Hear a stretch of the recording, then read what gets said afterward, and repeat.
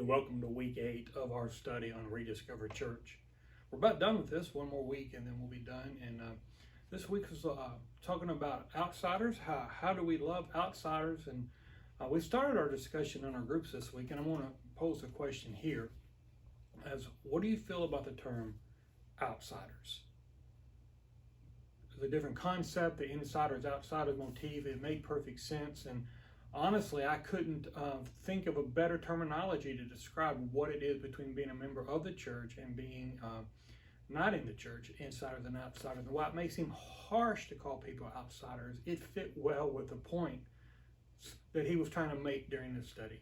And you'll find the rest of the questions that we talked about in the, there's a link to those in the comment section of the video on YouTube, and so make sure you click through that and see those questions to help you dissect and digest a little further some of what we've been studying.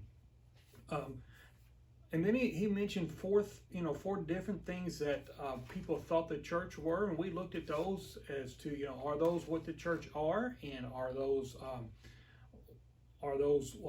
part of what First Baptist Church ought to be: evangelism, good works, healing, and dispensing grace. And we looked at those. We had a little conversation about that, but then he came back to that basically that we cannot forget that as a church we're all about the Great Commission. And why Jesus met with his disciples and he told them to do what? He told them to go. And why he told them to go, he also told them to baptize and to teach. And then he gave them the power to do that, and told them he would be with them to the end of the ages, that he would be with them through that. And so we look at that, we understand that the primary task of a church is this evangelistic call that we have to take the gospel to every nation. Now that starts with people who come visit our church on Sunday morning who aren't believers. It moves into our families, and then to our work relationships, into our communities, into our neighborhoods, into our state, into our nation, and then around the world. And all those happen simultaneously. And at First Baptist, we're figuring out what that looks like. We're part of the cooperative program of the Southern Baptist Convention. We take up special offerings for Annie Armstrong and Lottie Moon that help specifically to take the gospel to the ends of the earth. We pass on a portion of our budget to Kentucky Baptist Convention through the cooperative program, and then they divide that around the world as well. And so we are just thankful to be part of that task. But just because we give money doesn't abdicate our responsibility as individual believers to be evangelistic. And one of the ways it talked about doing that is that we develop relationships that can be characterized by depth and endurance.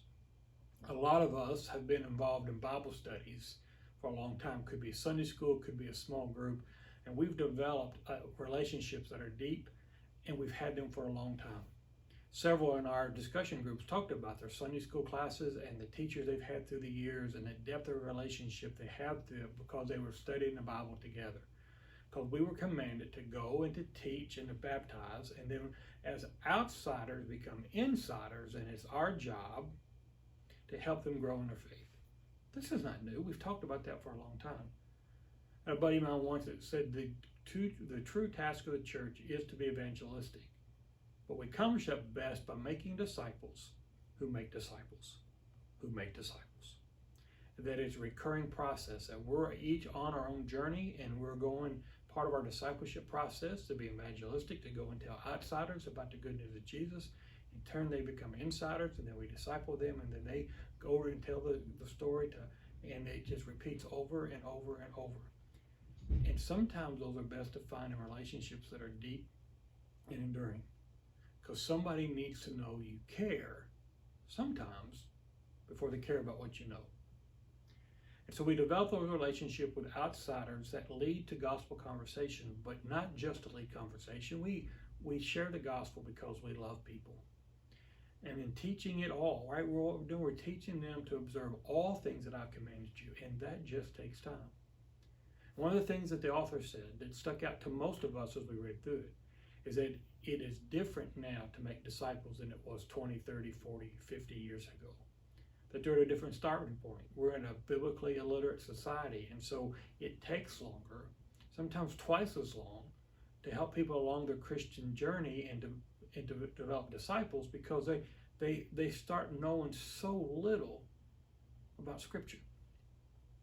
And you've noticed that, right? That society used to be that everybody was in church and had some kind of knowledge of Scripture, but now that's not the case, and so we're living in a different time.